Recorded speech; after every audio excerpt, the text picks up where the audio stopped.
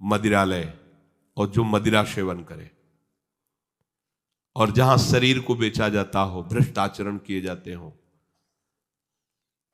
जहां जुआ खेला जाता हो, ये द्वित कीड़ा, मद्यपान करना, व्यभिचार करना। व्यभिचार उसे ही कहते हैं जो धर्म से रहित काम संभोग होता है, जो अपनी एक पत्नी व्रत रहकर भगवान की भावना से संतानोत्पत्ति की क्रिया, वो उसे व्यभिचार नहीं कहते, वो दोषयुक्त नहीं, गृहस्थ धर्म के अंतर्गत है।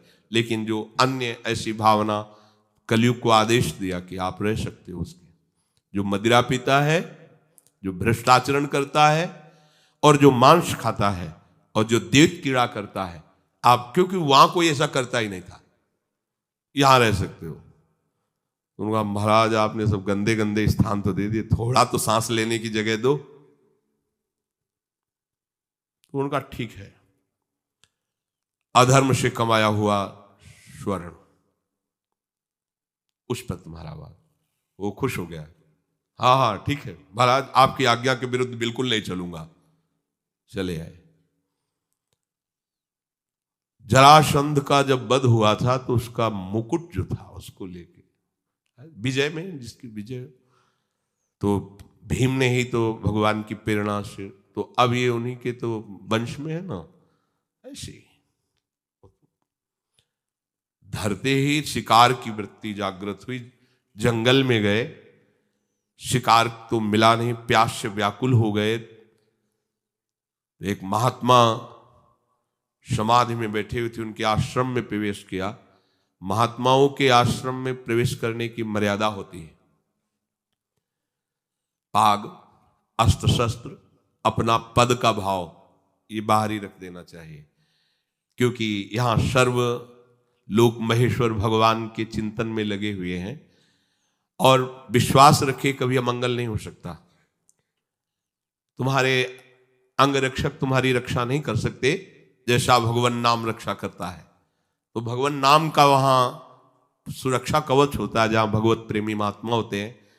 इसलिए बहुत जगह शास्त्रों में पाया गया है, जैसे कर्ण ऋषि के आश्रम में दुष्यंत जी तो अंगरक्षकों को बाहर ही छोड़कर अपना राजमुकुट और चरण पादुका उतार करके बड़ी दैन्यता से, ऐसे कई जगह महात्माओं के, पर आज ही भूल गए।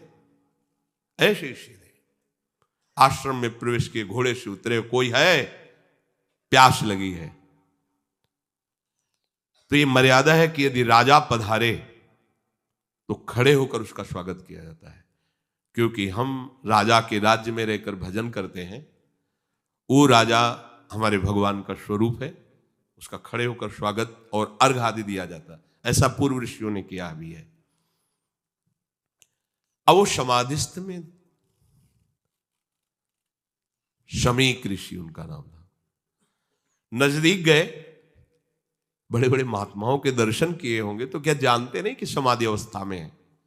समाधि अवस्था केवल शरीर दिखाई दे रहा है, बाहर से आप उसे मृत जैसा भी कह सकते हैं।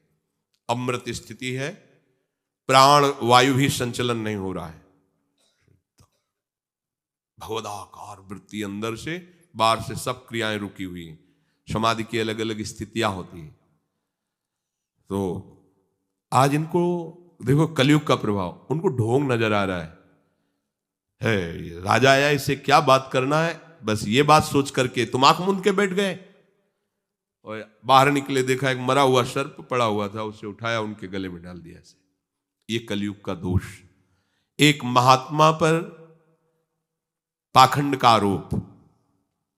जब कलयुग चढ़ जाएगा तो तुम्हें सब ऐसे नजर आएगा, सब पाखंडी है, सब भ्रष्ट हैं, अरे सब नाटक है, कलयुग का स्वभाव। और उनका अपमान करने की चेष्टा, ये अपमान है। अच्छा, उनको ये पता भी नहीं है कि कोई आया है, कोई ऐसी चेष्टा कर रहा है। चले गए। कुछ ब्रह्म ऋषि बालक कोई सेवा कार्य से आश्रम में प्रवेश किए तो देखा समीक ऋषि के गले में मरा हुआ सर्प। तो वहां बाहर वनवासियों से पूछा कौन आया था, बोले चक्रवर्ती सम्राट महाराज परीक्षित। दूसरा कोई नहीं गया? नहीं। तो ऐसा अमंगल कार्य, इतना उनका अभद्र व्यवहार एक ब्रह्म ऋषि से, छोटे छोटे बालक ही ऋषियों के थे। गए और श्रृंगी ऋषि तर्पण कर रहे थे सूर्य भगवान का, तो जाके कहा कि आपके पिता के गले में मरा हुआ सर्प महाराज चक्रवर्ती सम्राट परीक्षित ने डाल दिया है।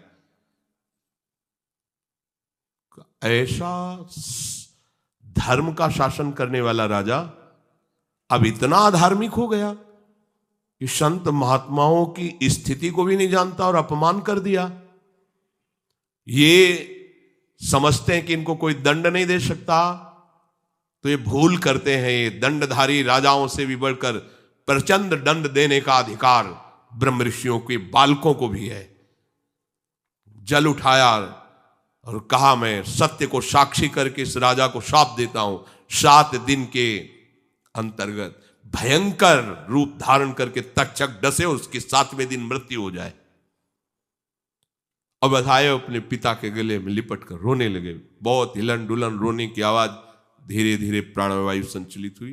आंख खुला और कहा, रो क्यों रहे हो? उन्होंने कहा कि गले में सर्प डाल करके परीक्षित जैसा अपमान, कोई बात नहीं है, और हमें चाहिए था कि हम उनका उठकर स्वागत करते, उनको जलादि पिलाते, गलती हमारी है।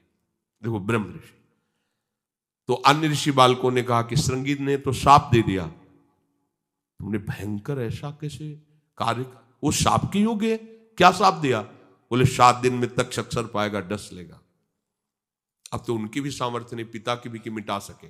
ब्रह्म ऋषि के वचन ऐसे नहीं होते। अब तो ना ब्राह्मणत्व रह गया, ना तपस्या रह गई, न भजन रह गया है, ना भाव रह गया है। दिन भर हम झूठ बोलते रहते तो हम कुछ भी बोले क्या लागू होगा? जो सत्य का चिंतन करता है, ब्रह्मचर्य से रहता है, सत्यवाणी बोलता है, वो आज भी बोल दे तो वैसे ही हो जाएगा जैसा बोलेगा। एक बालक के वचन को ब्रह्म ऋषि भी नहीं मिटा सकते। अपने शिष्यों को भेजा, जाओ निवेदन करो महाराज परीक्षित को। उधर हो गए, जीव ही मुकुट उतार कर, ये क्या हो गया मेरे द्वारा? ये क्या? हाय हाय मच गया हृदय में। मैं किसी महात्मा के साथ ऐसा व्यवहार कैसे कर सकता हूं? भगवान मुझे दंड दे।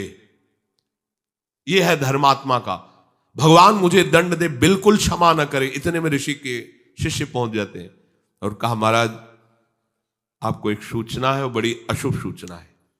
आपके द्वारा जो कृत्य हुआ उसका दंड विधान श्रृंगी ऋषि ने कर दिया है। आज के 7वें दिन तक्षक सर्प आपको डसेगा, आप अपना उपाय कर लीजिए। कल्याण का, बचने का तो कोई उपाय ही नहीं है। बहुत प्रसन्न हुए, जैसे किसी ने उनको महासुख दे दिया। ये है भगवान के आश्रित, कोई भी साप ताप भय नहीं प्रदान कर सकता। प्रसन्न हुए, मैं तो मांग ही रहा था कोई दंड मिले। बहुत अच्छा हुआ।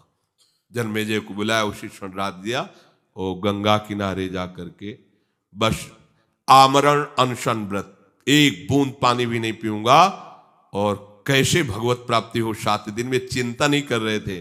बड़े बड़े संत महात्माओं ने जब साप की बात सुनी, सब आ गए गंगा किनारे। उसमें भगवान व्यासदेव जी, वशिष्ठ जी, बड़े बड़े महापुरुष नामी सब आ गए। सबसे पूछा 7 दिन में निश्चित भगवत प्राप्ति हो जाए, आप सब हमें ऐसा उपाय बताइए। सब आपस में विचार ही कर रहे थे। इतने में देखा कि आनंद में मगन हुए निर्वस्त्र दिगंबर भगवान सुखदेव जी, 16 वर्ष की अवस्था है, कृष्ण नाम जिह्वा से निकल रहा है, जीव ही आए, सब खड़े हुए बीच में। कैसे 7 दिन में भगवत प्राप्ति? बोले 7 दिन के पहले ही तुम्हें हम साक्षात्कार करवा देंगे। श्रीमद् भागवत श्रवण कराया और पूछा, बेटा परीक्षित, तुम्हें इस समय क्या तक्षक से डर है? तो उनका नहीं भगवान, आपने मुझे ऐसी स्थिति प्रदान कर दी कि एक तक्षक क्या करोड़ों महाकाल का रूप धारण करके भी आवे, मुझे कोई डर नहीं, क्योंकि मैं ऐसी स्थिति को प्राप्त हो गया हूं, मृत्यु मुझे छू नहीं सकती। उठे और चल दिए। इतने बड़े महापुरुष को भी कलयुग ने ठग लिया था, पर भगवान का आश्रय था ना। तो कह रहे कि कलयुग का बिल्कुल भी प्रभाव उसके ऊपर नहीं पड़ेगा जो नाम जप करता है।